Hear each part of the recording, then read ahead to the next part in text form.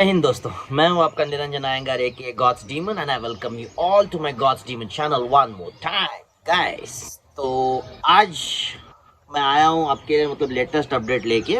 Russia और Ukraine का war जो चल रहा है आप सब लोग जानते हैं दोस्तों। और इतने दिन से हम क्या देख रहे थे, let's revise the previous thing what had happened. So अब तक ये सिचुएशन है कि as you all know outside Kyiv Kyiv के बाहर 65 किलोमीटर लॉन्ग सोल्जर्स खड़े हैं। And today being the 10th day, आज भी उनके तरफ से कोई मूवमेंट नहीं है। वो सिर्फ शहर के बाहर ही खड़े हैं। They are just terrorising people from outside कि मैं हूँ यहाँ पे, शेर यहाँ पे खड़ा है, बकरी संभाल के रही हो अंदर। इस तरह से टेरराइजेशन चल रहा है बाहर से। So they have not made their move. और रशिया बाकी पार्ट्स ऑफ सिटीज में हेवी शेलिंग कर रहा है। शेलिंग यानी बॉम्बिंग चल रहा है रशिया की तरफ से यूक्रेन के अंदर। So this is what is happening guys. So आज हम देखेंगे कि अब तक के करंट स्टेटस के हिसाब से what is the master plan of Russia. Russia का जो ये बीस्ट मोड है, ये स्ट्रैटेजी क्या है। और अब ये भी देखेंगे कि इंडिया का अभी करंट सिचुएशन क्या है। What is the current status of Indian government now regarding this war what is going between Russia और यूक्रेन। तो अब पहले देखेंगे रशिया और यूक्रेन का सेक्शन। तो ऐसा है गाइस, रशिया एक बेसिक टैक्टिक्स यूज कर रहा है। ये एक बहुत ही पुराना टैक्टिक यूज कर रहा है टू कैप्चर यूक्रेन। और यूक्रेन का मोरालिटी को तोड़ने के लिए रशिया का ये टेक्निक है। सो जस्ट एग्जांपल लीजिए, अगर आप सो रहे हो आपके कमरे में, तो डायरेक्टली आके तो आपकी मम्मी या डैडी आपको नहीं जगाते ना। उन लोग जगाने से पहले 2 बार सोचते हैं। उसके बाद क्या करते हैं, slowly they use the seizing technique. Seizing technique क्या, एक ऐसा टेक्निक को यूज करते हैं जिसकी वजह से आप खुद कमरे से उठ के बाहर आ जाते हो। तो पहला वो आएंगे, दरवाजे को थोड़ा हल्के से नॉक करेंगे, फिर क्या करेंगे, आके पंखे को बंद कर देंगे, एसी को स्विच ऑफ कर देंगे। उसके बाद थोड़ी देर के बाद 5 या 10 मिनट के बाद आएंगे और आपका बिस्तर बेडशीट को खींच के चले जाएंगे। तो इस तरह से थोड़ा सीज करने से आप खुद नींद से भ्रष्ट होकर आप उठ के बाहर आ जाओगे। तो इसी तरह से Russia is using this kind of techniques to make Ukraine go under panic. तो रशिया के हिसाब से रशिया ने पहले यूक्रेनियन पब्लिक को वार्निंग दे चुका था कि आप सब लोग धीरे से शहर के बाहर चले जाओ। हम इंपॉर्टेंट प्लेसेस को टारगेट करेंगे, जैसे कि हॉस्पिटल्स या कई अन्य जगहों को इंपॉर्टेंट प्लेसेस ऑफ यूक्रेन को टारगेट करके यूक्रेन को वीक कर रहे हैं। That's what Russia was telling and Russia वही कर रहा था। बट आज क्या हो रहा है, अभी के करंट स्टेटस के हिसाब से last 3 days for past 1 week Russia was silent. हर किसी को लग रहा था कि रशिया भी बराबरी का टक्कर में है और वो भी मात खा रहा है। बट पास्ट 3 डेज गए 3 दिनों से रशिया का इन्वेजन और अटैक्स इंक्रीज हो चुका है guys. Today is the 10th day.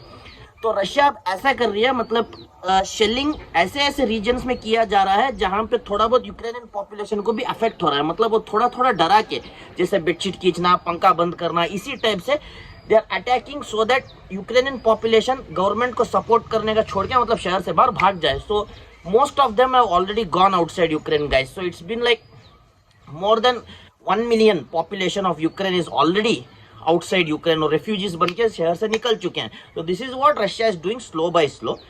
और अभी करंट अपडेट के हिसाब से जो आज आया है, there is a place in Ukraine called Zaporizhia। So Zaporizhia थोड़ा स्पेलिंग मुश्किल है guys, it's an Ukrainian place। तो आप जानते हैं उनका स्पेलिंग सब थोड़ा बहुत कॉम्प्लिकेटेड होता है। तो ज़ैपोरिजिया इस एरिया में रशिया का शेलिंग इस तरीके से हुआ है गाइस। वहां पे एक न्यूक्लियर रिएक्टर है, यूक्रेन का न्यूक्लियर रिएक्टर है ज़ैपोरिजिया में।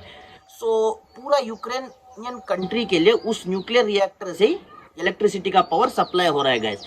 तो रशिया ने पहले ऐसे टेरराइज किया था कि मैं ज़ैपोरिजिया के ऊपर बॉम्बिंग्स करना स्टार्ट कर दूंगा। अगर ऐसा हुआ गाइस तो एंटायर यूरोपियन नेशंस को अफेक्ट हो सकता है। नॉट ओनली यूक्रेन के आजू बाजू में है जो भी पोलैंड हो या अन्य यूरोपियन नेशंस हो, ये सबको न्यूक्लियर रिएक्टर अफेक्ट कर देगा guys. So it's just too dangerous. But Russia ने ऐसा किया, Russia is totally in beast mode. उसको किसी बात की टेंशन नहीं है, इज डायरेक्टली अटैकिंग यूक्रेन। जहां जहां जगह मिलता है वो बॉम्बिंग्स किए जा रहा है। एक तरफ से डर दिखा के दूसरी तरफ से बॉम्बिंग्स कर रहा है, ऐसे हो रहा है guys. So what has happened now currently, Russia has bombed some sectors of Zaporizhzhia nuclear reactor. और जैसे कि आप देख सकते हो न्यूक्लियर रिएक्टर के पास आग लग गई है। And Russian president Zelensky has stated that now we are out of danger, we have put down the fire and it is in cooling period. Now Russia must not interfere. Cooling period में अब Russia अगर वापस वहां पे shelling करेगा तो पूरा शहर ध्वंस हो सकता है guys. This is the condition what's happening now. तो यहाँ पे दो साइड का स्टोरी है, एक स्टोरी यूक्रेनियन स्टोरी है, एक story Russian type of story है। So according to Ukrainian type of story, Russia उनके न्यूक्लियर रिएक्टर पे हमला कर रहा है उनको कमजोर करने के लिए, and they are bombing it and shelling it. तो न्यूक्लियर रिएक्टर को उन लोग अभी कूल कर रहे हैं, they have put down the fire, and again Russia is planning to attack, so it's going to destroy the entire European nations. ये Ukraine का वर्डिक्ट है।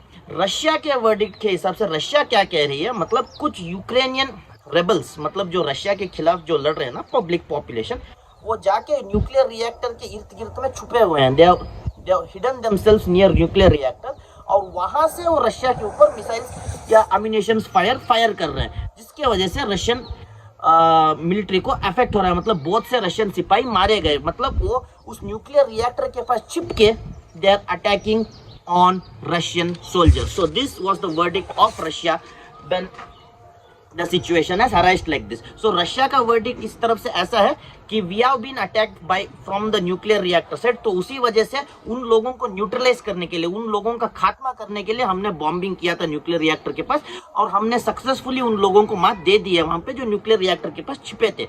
यूक्रेन का वर्डिक्ट ऐसा है कि ऐसा कुछ नहीं है, they are just bombing to break down our morale, तो इसकी वजह से एंटायर यूरोपियन नेशन को ट्रबल हो सकता है। ये है यूक्रेन का वर्डिक्ट। सो इन दोनों वर्डिक्ट में अभी क्या सच है क्या झूठ है इसका पता करने की मतलब समझ रहना चाहिए गाइस। अभी मतलब इसकी खोजबीन चल रही है, तो it's still not been recognised guys.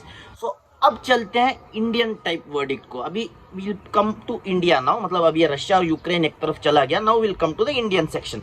Now what's happening, आप तो जानते हो बहुत सारे इंडियन स्टूडेंट्स यूक्रेन में फंस गए हैं guys. So what's happening, I had told you like, मतलब मेरे प्रीवियस ब्लॉग में मैंने बताया था कि बहुत सारे इंडियन सोल्जर्स, मतलब इंडियन स्टूडेंट्स को वहाँ के सोल्जर्स तकलीफ दे रहे हैं, यूक्रेन के soldiers, they are beating Indian students, and even Ukrainian police is hurting Indian students. मतलब क्योंकि इंडिया यूएनओ में सपोर्ट नहीं किया मतलब यूक्रेन की तरफ में, तो इसलिए इंडियन स्टूडेंट्स को बहुत अफेक्ट हो रहा है वहाँ पे। तो ऐसा चल रहा है नाउ, रशिया इंडियन गवर्नमेंट को ऐसा मैसेज दे रहा है, मतलब Putin, Vladimir Putin had called PM Modi. तो पुतिन महाशय ने क्या कहा है मोदी जी से कि देखिए आपके स्टूडेंट्स को यूक्रेन में बहुत ही तकलीफ पहुंच रही है, मतलब यूक्रेनियन पुलिस की तरफ से और यूक्रेनियन सोल्जर्स की तरफ से। They are all stuck in कैराक्यू नाम के शहर में 20,000 इंडियन स्टूडेंट्स अभी भी फंसे हुए हैं। तो पुतिन का कहना है कि मैं उन सारे स्टूडेंट्स को सेफली बाहर लेके आऊँगा यूक्रेन से, और रशिया के थ्रू ही हम सेफली उन्हें फ्लाइट बना के इंडिया को भेज देंगे। सो मैं सेफली उन्हें बाहर लाऊंगा, और मोदी जी आप मुझे सपोर्ट कीजिए। So you kindly don't support Ukraine, you support me. मैं आपके स्टूडेंट्स को सेफली बाहर लेके आता हूँ, उन्हें सही सलामत इंडिया पहुंचाने की जिम्मेदारी मेरी। So this was the verdict of Vladimir Putin.